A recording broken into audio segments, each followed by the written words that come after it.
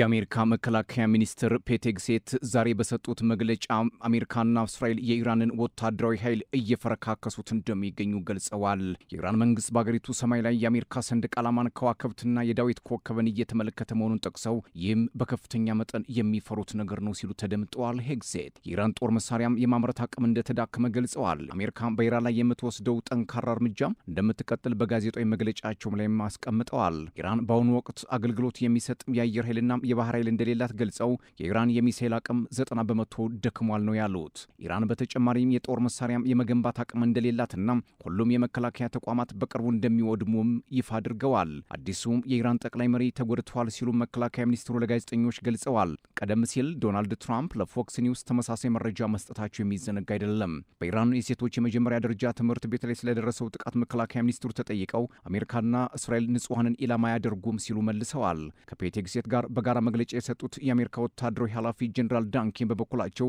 ሀገራቸው ቅድሚያ የምትሰጠው ለሆርሙዝ ሰርጥ መሆኑን አመልክተዋል።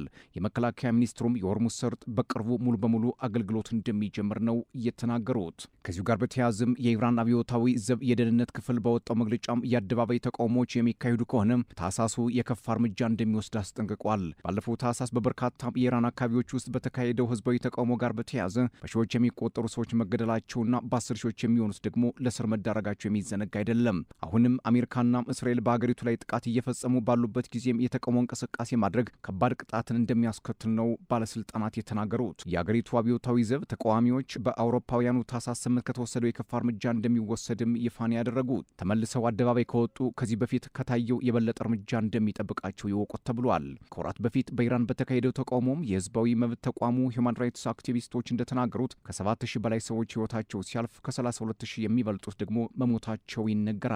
የኢራን መንግስት በበኩሉ 3117 ሰዎች መሆናቸውን ገልጾ የስም ዝርዝራቸውንም ይፋ አድርጓል። በእንዲህ እንዳለም የኢራን መንግስት ደጋፊዎች ዛሬን ጨምሮ በተለያዩ ቀናት ለድጋፍ አደባባይ መውጣታቸውን የአገሪቱ መገናኛ ብዙሃንም ዘግበዋል። አዲሱ የኢራን ሁለንተናዊ መሪ ሞጅተባ ኻሜኒ ከሁለት ጥቃቶች እንደተረፉም የአገሪቱ የህዝብ እንደራሴም ተናግረዋል። አገሪቱ መንግስት የሚያስተዳድረው ኢርናም የዜና ወኪል እንደዘገበው የህዝብ እንደራሴው ሞሐመድ ሬዛ ኮቺ ሞጅተባ ኻሜኒ በቤታቸው ላይ ጥቃት ሲፈጸም ከአያቶላ ሰይድ አሊ ጋር የነበሩ ሲሆን ከግድያ ሙከራም አምልጠዋል ነው ያሉት። ሌላ የአገሪቱ መሪ ከጠቅላይ መሪው ጋር ባሉበት ለሁለተኛ ጊዜ ሆስፒታል ላይ ጥቃት ቢፈጸም አሜሪካና እስራኤል ዓላማቸው አልተሳካም ነው ያሉት። የትኛው ሆስፒታል ላይ ጥቃት እንደደረሰ ግን አልገለጹም። ፕሬዚደንት ዶናልድ ትራምፕ ከፎክስ ኒውስ ጋር ባደረጉት ቃለ ምልልስ የኢራን ጠቅላይ መሪ በአሜሪካና እስራኤል ጥቃት ተጎድተዋል ሲሉም ተደምጠዋል።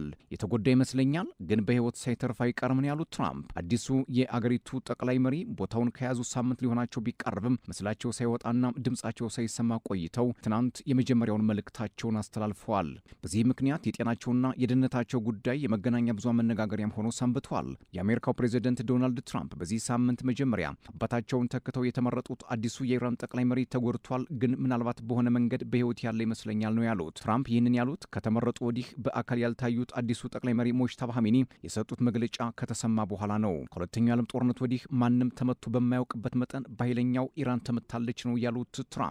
ሌላው መረጃ በምዕራባዊ ኢራቅ በተከሰተው የአሜሪካ ነዳጅ ጫኝ ወታደራዊ አውሮፕላን ውስጥ ከነበሩት 6 የበረራው አባላት ውስጥ 4ቱ ህይወታቸው ማለፉን የአሜሪካ ጦር ማዕከላዊ እዝ አስታውቋል። ኬሲ 135 የተሰኘው አውሮፕላን ከጠፋ በኋላ የነፍስ አድን ስራ መጀመሩን ያስታወቀው ማዕከላዊ እዙ አስቀድሞ በወጣው መረጃ አውሮፕላኑ የወደቀው ከጠላትም ሆነ ከወዳጅ አካል በተተኮሰ መሳሪያ እንዳልሆነም ገልጿል።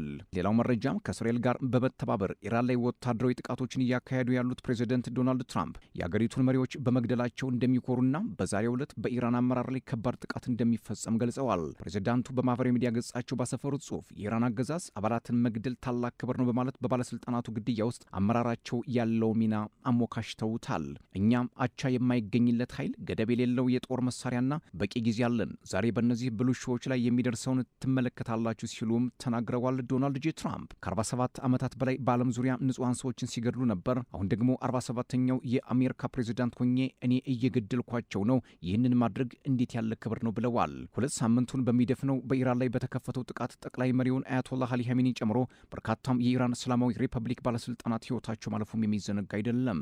ሌላው መረጃ በኢራቅ ኤርቢል ግዛት ውስጥ በተፈጸመም የድሮን ጥቃት አንድ የፈረንሳይ ወታደር ሲገደል ሌሎች በርካታም የአገሪቱ ሰራዊት አባላት መጎዳታቸውን የፈረንሳዩ ፕሬዚደንት ኢማኑኤል ማክሮን ተናግረዋል። የፈረንሳይ ጦር እንደገለጸው 6 የፈረንሳይ ወታደሮች የድሮን ጥቃት በተፈጸመበት ግዛት ውስጥ የጸረ ሽብር ስልጠናም እየሰጡ ነበር። በዚህ የኢራቅ ሰሜናዊ ግዛት ውስጥ ባለ የዩናይትድ ኪንግደም የጦር ሰፈር ውስጥ የነበሩ የአሜሪካና የዩናይትድ ኪንግደም የጦር ሰፈሮች ትናንት ምሽት በኢራን ድሮን ጥቃትም ተፈጽሞባቸዋል።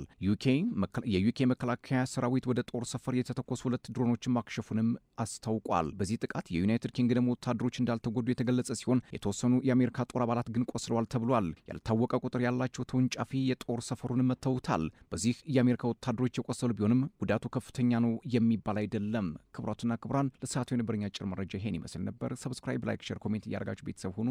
ሰላም።